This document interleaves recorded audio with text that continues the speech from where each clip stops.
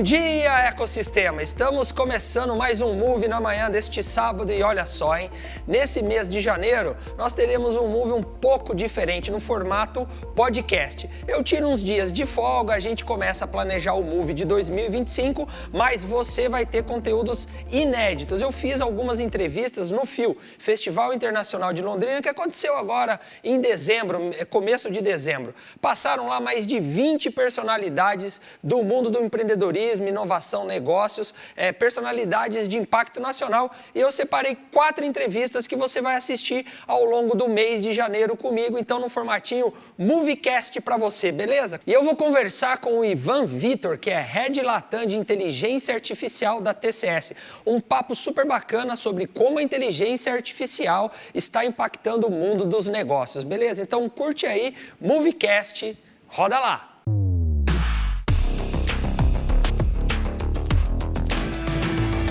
Eu tenho certeza que você vai curtir o que a gente tem para falar. Eu tô com o Ivan Vitor Medeiros, que é Head Latam para IA e arquitetura de nada mais, nada menos do que a nossa querida TCS, Tata Consultancy Service. E a TCS, estava contando para o Ivan aqui, é uma empresa que eu tenho um carinho muito grande, porque foi a primeira patrocinadora do Move e lá atrás, quase 4 anos, ajudou o Move a dar os seus primeiros passos e a gente está aí à beira de fazer 4 anos dentro Incrível. da TV Tarobá, indo para a TV Bandeirantes, para todo o Paraná. Ivanzão, você vai estar conversando com todo o Paraná para falar de IA, para falar de arquitetura e como isso impacta a vida das pessoas. Bem-vindo ao nosso podcast. Muito obrigado, muito obrigado. É um prazer estar aqui e é um prazer representar a empresa, falar de um tema que eu gosto. A gente estava falando antes, sou apaixonado, então assim, é sempre bom falar disso e desmistificar, mostrar de um jeito simples, de um jeito leve, construir isso para as pessoas,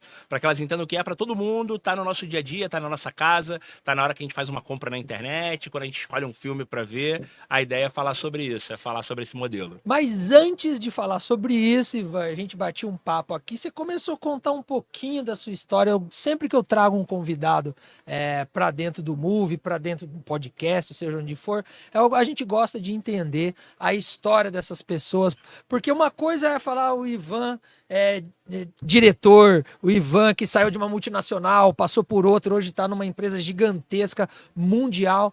Mas e o Ivan? Como é que você chegou para essa carreira? Como é que você viu que a tecnologia, a carreira de TI era algo que poderia impactar a tua vida e você escolheu isso para ser o teu caminho? Pô, boa pergunta, isso é muito legal. Obviamente eu brinco dizendo com essa cara, né? Sou o cara que veio de uma família humilde e tal. E meu pai muito cedo me disse o seguinte: filho de pobre tem que ter profissão. Então eu tinha que terminar ali o ensino básico, né? O ensino fundamental lá.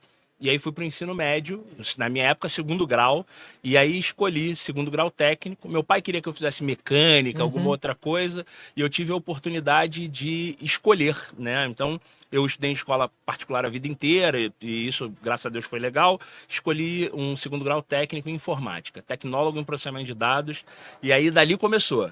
14 anos, fui escolher tecnologia, e aí fui toda uma trajetória, toda uma carreira dentro de tecnologia.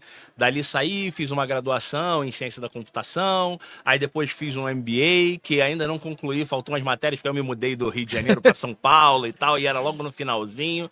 E aí, alguns anos atrás, já estava trabalhando com aprendizado de máquina, já estava trabalhando, né, com machine learning, com essa coisa que é a base do que é IA. E as pessoas acham que IA é novo, né? IA é da década de 50, Alan Turing. Então é bem antigo. E aí já trabalhava com isso, escolhi fazer uma graduação em estatística, que eu estou terminando agora, já no próximo ano. E aí já me candidatei a um doutorado em estatística na USP. Top. E aí o meu doutorado, minha pesquisa é focada em agro, então fala com essa... Tá no lugar certo, né? Com esse nosso ambiente aqui e tal, e pesquisa, o nome é meio chato, porque é modelo de análise preditiva, mas é simplesmente, a partir dos dados, pensar o que pode dar certo ou não, qual é a chance de dar certo. É tipo assim, se eu atravessar a rua agora com um ônibus vindo, faz sentido? O risco que eu corro de ser atropelado não é maior? Essa é a ideia, e aí a gente pensa no modelo do agro, em função de uma série de ambientes, é por isso que eu ainda não tenho, estou bem longe de ter a resposta, é uma pesquisa, e aí a partir da ideia de entender dentro do ecossistema, dentro do ambiente, em função de uma série de dados, qual é a chance da colheita dar certo. Então, Pô. essa é a ideia da minha pesquisa, é desse jeito que eu conecto as coisas. Então, essa é um pouquinho da origem, Eu da não quero te trajetória. desanimar, não, mas no meu doutorado eu comecei com uma pergunta, não respondi e saí com outras duas. Ah, é a vida. Não, mas eu tenho quase certeza que eu não vou responder essa pergunta, mas pelo menos a gente fica mais perto do norte, digamos assim, né? Cara, a gente está num evento de ecossistema conectando muita gente. A TCS é uma empresa global, mas a gente está falando de IA. E eu gostei muito que você pontuou que IA não é um negócio novo. E as pessoas, no senso comum, têm uma falsa percepção que começou agora, né? Você falou lá, 1950, eu pego o exemplo do Turing e digo o seguinte, que ele só existiu porque a Alemanha criou a primeira criptografia fera e ninguém fala disso. Enigma, máquina Enigma. Então Ninguém tem fala disso filme porque eles disso. perderam a guerra, usaram para uma coisa que não era muito boa, mas enfim, Exato. a primeira criptografia pesada vem dali. E na saúde, que é a área que eu atuo mais, em 75 a gente teve o primeiro modelo preditivo de diagnóstico baseado em informação de exames, que analisava 60 parâmetros para rodar uma predição. Hoje eu sei que são mais de 1.000 e tantos para você avaliar. Exato. Pra você ver como o negócio era Putz, né, pequenininho, né? E a saúde vem e fala, não, porque estamos eu sou o primeiro disso, primeiro daquilo, o pessoal esquece um pouco dessa história. E tem muita ciência, muita história para o que a gente usa hoje, né, Perfeito. Ivan? Sim, e assim, ó, é muito legal quando a gente fala, eu vou falar um pouco da sua área, né? Não colocando o chapéu disso, porque eu sou estatístico, então eu falo sobre dados, né? Mas quando a gente pensa para modelos preditivos de análise, você a partir de alguma coisa concluir outra coisa. Imagina que para diagnóstico de câncer, por exemplo, câncer Sem de dúvida. mama, antigamente o ser humano ele olhava, e óbvio ao longo do desenvolvimento da tecnologia em si, da diagnóstico por imagem, quando o ser humano olhava e via, putz, tem um grãozinho ali, aquele grãozinho é um indício de câncer, vamos avaliar para saber se é ou não, vamos tratar. E aí, conforme mais cedo analisamos, a gente começa a ter maiores chances de sucesso. A IA hoje está num nível que ela detecta centenas de vezes melhor do que o ser humano. É isso. Porque quando tem uma simples enevoada na imagem, ela já sabe que aquilo pode ser um indício e o paciente já entra num grupo de controle e você, obviamente, traqueia melhor e aí dá saída e você salva vidas. É isso aí. Então, a ideia é pensar na tecnologia como uma ferramenta para resolver problemas. E pensar em inteligência artificial é pensar em como a gente dá parâmetros para o computador fazer o que nós, seres humanos, fazemos o tempo todo.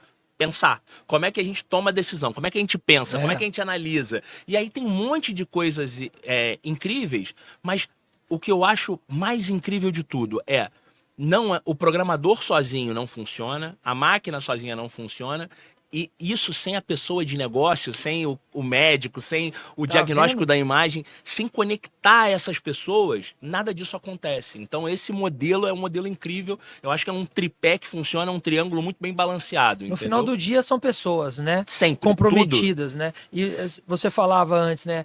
Que você não compactua daquela ideia de que a tecnologia, ou vamos focar na IA um pouquinho, vai tirar empregos. Pelo contrário, eu concordo contigo, o teu exemplo da medicina é fundamental, porque eu não vou tirar o médico da equação. Pelo contrário, eu vou dar a ele mais ferramentas para ele melhorar naquilo que ele já é bom. E no final do dia, o médico também é uma outra ferramenta, Sem porque dúvida. o que você está fazendo é salvar vidas. Então, eu acho que a disrupção é quando a gente olha para o fim. E toda a jornada até chegar no fim é salvar vidas. Eu acho que o mundo melhorou bastante. Óbvio, vivemos tempos difíceis, pós-guerra e coisas complicadas, mas se a gente olha lá, como você falou, da criptografia alemã para o Turing, e não digo alemã, né, nazista, porque a Alemanha tem pouco a ver com isso, mas a criptografia nazista lá, o Turing resolver isso, aprendizado de máquina, virou filme, pensar toda essa jornada e hoje salvar vidas, esse é um caminho incrível, alimentar pessoas,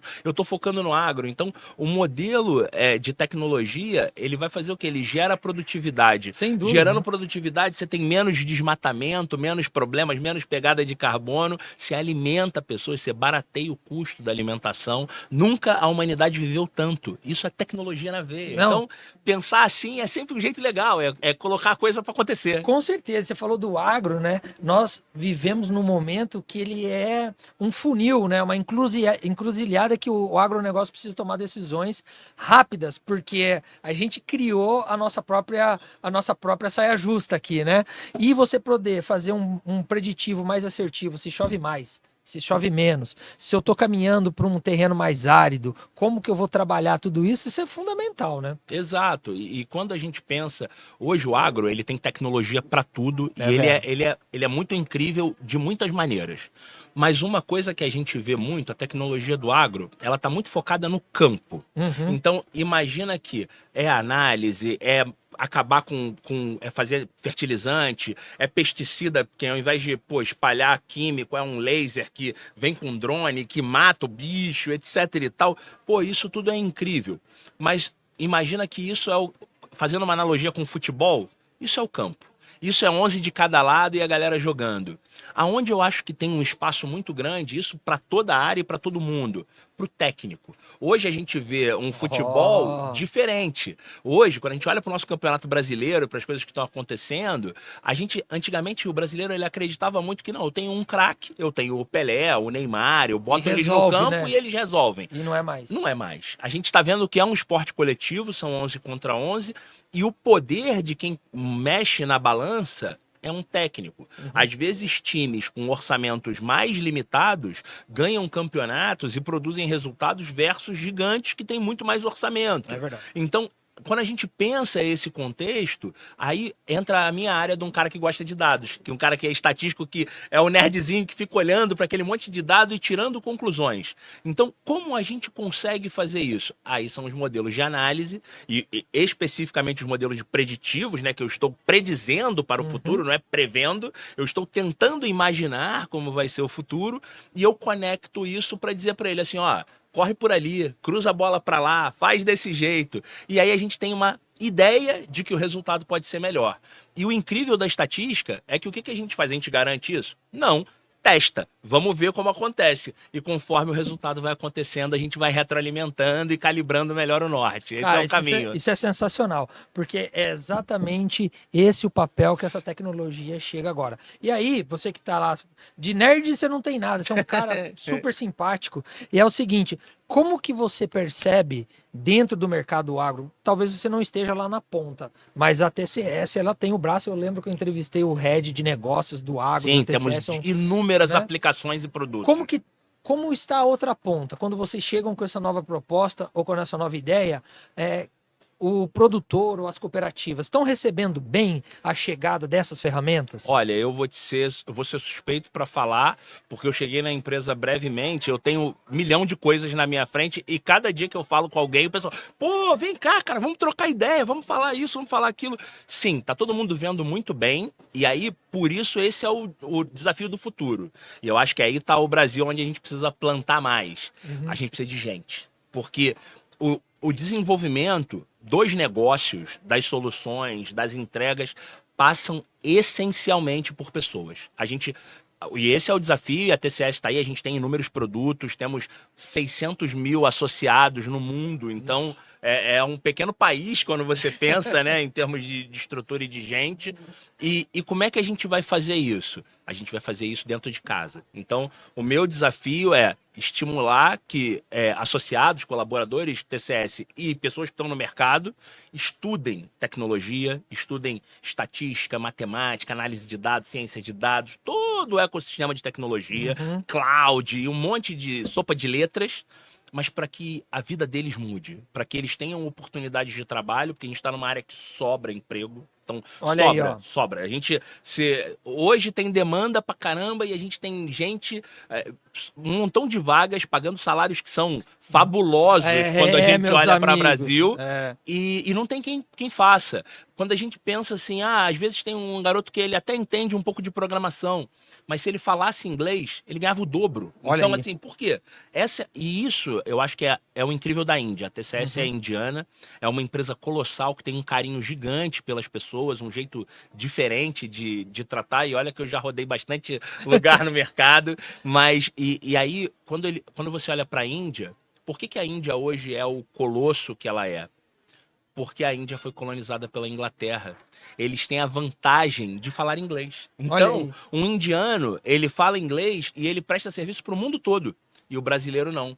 Porque só fala português aqui, em Portugal, em Macau. Então, tipo, a gente tem não um tá espectro globalizado, né? limitado. E mesmo quando a gente olha de Américas, todo mundo ao redor fala espanhol. E a gente fala português. E não é a mesma coisa. Então, o desafio hoje é estimular que as pessoas estudem, estimular que as pessoas estudem idiomas. Então, falar inglês e falar espanhol é mais do que fundamental. Eu não vou ficar chovendo no molhado. Claro. E quando você junta aí, quando a gente falou de triângulo, eu gosto desse formato. Quando você junta idioma, pessoas e tecnologia, você faz um boom. E a ideia é propiciar isso, é estimular que as pessoas se envolvam, se engajem. E eu sou super partidário, super animado. E contem comigo, porque eu acho que esse é um pouco do desafio de fazer com que o mercado cresça e aconteça. Não, você falou de oportunidade, né? Francisco, Bruno, vou fazer um jabá para vocês agora, depois vocês Eles mandem são- o Pix. A TCS tem várias oportunidades, começando lá pelo trainee. Eu já Exato. entrevistei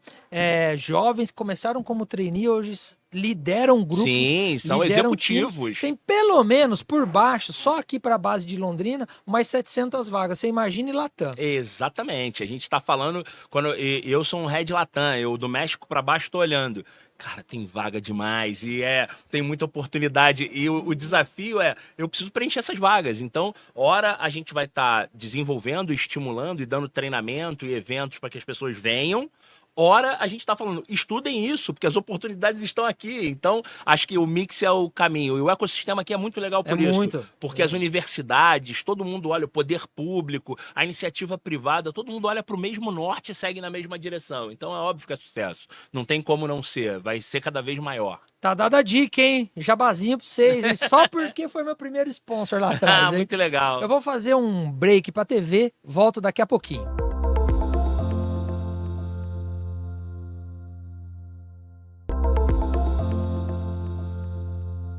Tô aqui com o Ivan. O Ivan é especialista em IA e a gente tá batendo um papo super incrível. E eu sei que você tem um case super legal para falar um pouco. A gente vai explorar esse de uma plataforma de streaming e como aí. isso interage com as pessoas. Vamos lá, conta um pouquinho pra gente desse case específico. Então, a ideia, e eu vim aqui para isso, né? Como é que eu vou falar de IA, de tecnologia, de machine learning, que tem um nome difícil, aprendizado de máquina, de um jeito leve, de um jeito fácil? Eu vou usar coisa que as pessoas usam todo dia e que elas não se dão conta como aquilo faz parte do cotidiano delas. Então, o negócio legal é você chega em casa, aplica lá no streaming, aquele da letrinha vermelha, você vai lá na Netflix, vamos fazer um jabá pros caras que eles são incríveis. Ó, vocês mandam o Pix pra mim também, viu, meu povo? E Vai aí lá. você clica lá na Netflix e ele já sabe o filme, aí ele te sugere. Ó, Ivan, eu acho que você tá afim de ver isso. Certo. Aí, beleza, você olha assim, dá o play e tu gosta. E aí você vê outro dia, tem outro filme que ele tá te sugerindo e tu vê o filme, e às vezes uns títulos que você nem imaginava. Então, olha só, hoje eu brinco falando assim, como é que você imagina um garoto em Manaus que não fala inglês gostar de Dorama, uma série coreana? Então, por quê? A Netflix, ela entendeu do comportamento do brasileiro, a gente foi criado vendo novela e curtindo isso daí. E quando a gente vai vendo e vai interagindo, né? Porque olha só, às vezes você pausa, você volta, você aumenta o volume, você vê mais de uma vez, você clica para poder ver várias vezes o mesmo filme. A gente, quando gosta de um filme muito legal, a gente vê várias vezes, ela vai entendendo que aquilo funciona.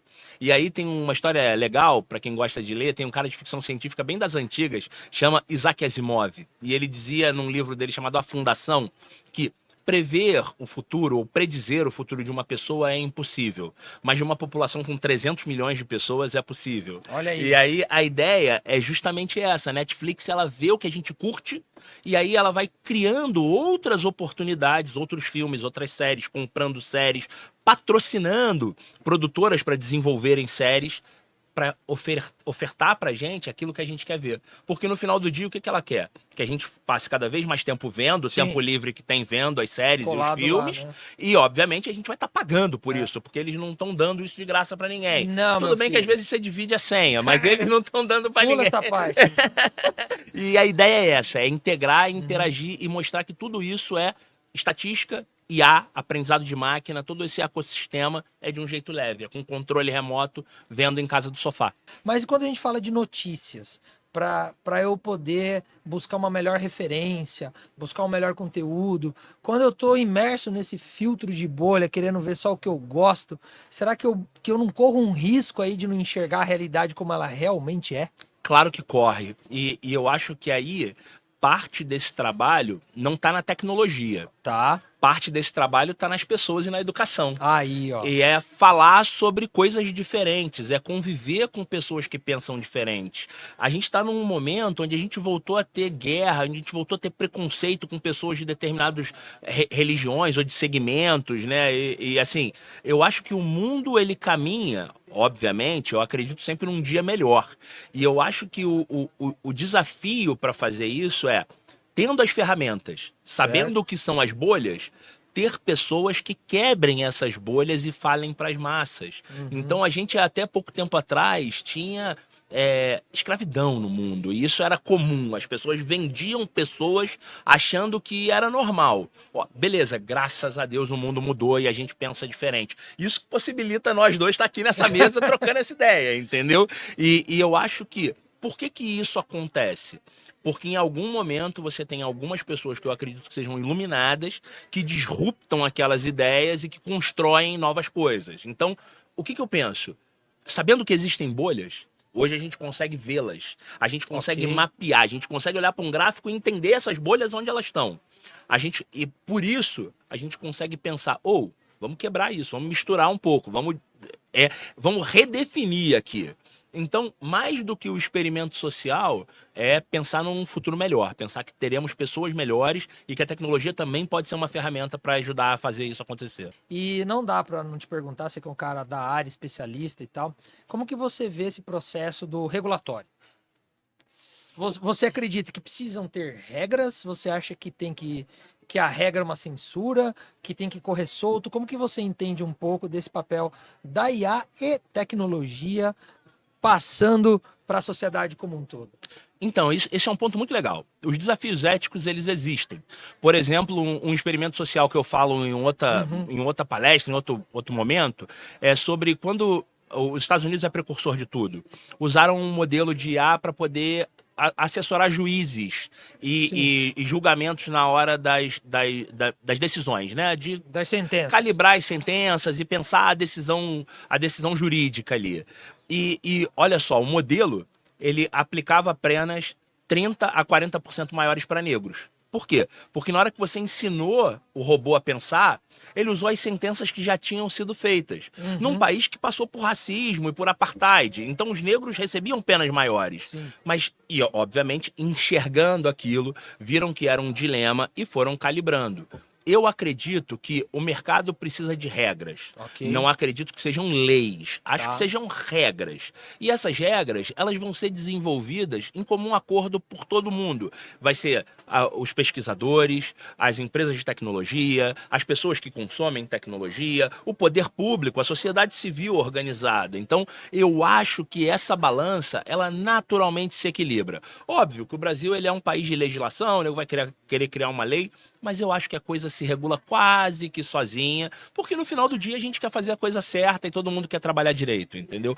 Mas é um desafio, é uma coisa que a gente tem que pensar, tem que discutir, tem que trazer esse tema, tem que ouvir as experiências, olhar para o dado passado e pensar e ir recalibrando para o futuro. Isso, porque é um ajuste contínuo, né? Exato. Eu não posso criar e escrever um negócio na pedra agora, e lei talvez seja mais ou menos nesse sentido, né? Exato. A gente faz um crivo, fica lá, aquela discussão, aí pá, bateu. Isso aí meio que perpetua, ecoa por anos e anos. E a tecnologia ela é muito mais rápida, né? Exatamente. Eu lembro que quando eu comecei a mergulhar nesse tema lá em 2015, e é recente, né? Total. A gente falava assim, olha, o poder público ele não acompanha a velocidade das startups. Mas não Né? tem nem como, né? É muito difícil. Imagina, um juiz que demorou 20 anos até se tornar juiz, ali estudando, fazendo concurso, pensar que ele tá na mesma agilidade que você, ou o garoto, o moleque que tá programando lá de madrugada no quarto, são coisas distintas. Mas eu acho que somos todos regidos por um princípio da boa-fé, de fazer as coisas certas, de querer acertar e de calibrar para o bem. Então, eu acho que sim, o modelo vai se ajustando, mas por isso que é importante o que você está fazendo. Comunicação, Aí, ó. divulgar. É importante colocar a informação, chegar nas Também pessoas, acho. pessoas diversas. Então, é um papo que a gente está tendo aqui, a gente está falando de tecnologia super avançada, e minha mãe, que tem 70 anos, podia estar trocando essa ideia com a gente, porque ela é gente, ela lida com isso. Então, eu acho que a divulgação é a base para que o estímulo para que as pessoas se interessem, para que as pessoas conversem sobre isso e alinhem as expectativas e recalibrem o futuro. Eu vou dar até uma calibrada nesse negócio, acho que a gente tem que escolher melhor nossos porta-vozes da tecnologia. Eu acho que o discurso ele tem que vir mais amigável, é tal do UX para o usuário, entendeu? É isso, eu tenho que simplificar a conversa, eu tenho que falar mais próximo das pessoas, porque não é todo mundo que teve aí o privilégio que a gente teve de fazer uma faculdade, fazer uma pós-graduação, então a gente tem que conversar diferente, e eu também concordo com você no princípio da boa-fé. É isso. Exaltar a boa-fé e usar tudo que a gente pode para melhorar o dia. A gente falou do agro, falou da saúde, mas tem a mobilidade das cidades, tem o varejo, né? Tem soluções para o varejo que impactam. Começamos a falar de um case bem curtinho aí da Netflix que você pontuou. Então, assim, tá na nossa mão a tomada de decisão e não na máquina. Né? Exato. A máquina, ela responde sempre ao ser humano. Ela é um assessor, ela é algo que vai te ajudar, ela potencializa. O ser humano usa carro, usa avião. A gente não precisa mais ficar se locomovendo a pé por quilômetros, por centenas de quilômetros. E eu acho que é assim que a gente tem que pensar. O carro pode ser inteligente pra caramba, mas ele só nos leva aonde nós queremos. É isso Esse aí. é o caminho. Ivan, curti demais. Eu também. Estamos chegando ótimo. no finalzinho. Quero deixar aí um minuto para você deixar uma mensagem final para o pessoal que está assistindo a gente. Um prazer te conhecer. Muito obrigado. Eu quero só estimular que as pessoas estudem tecnologia, estudem idiomas, que entendam que o mercado ele é grande, ele é amplo, ele é diverso e tem um mundo de oportunidades. E caso vocês queiram, vem para TCS. Jabá de novo. Francisco. Eu tenho que ajudar as coisas. Tem que pagar. Brunão. Lembra do Move depois, hein? Show. Show Obrigado. de bola.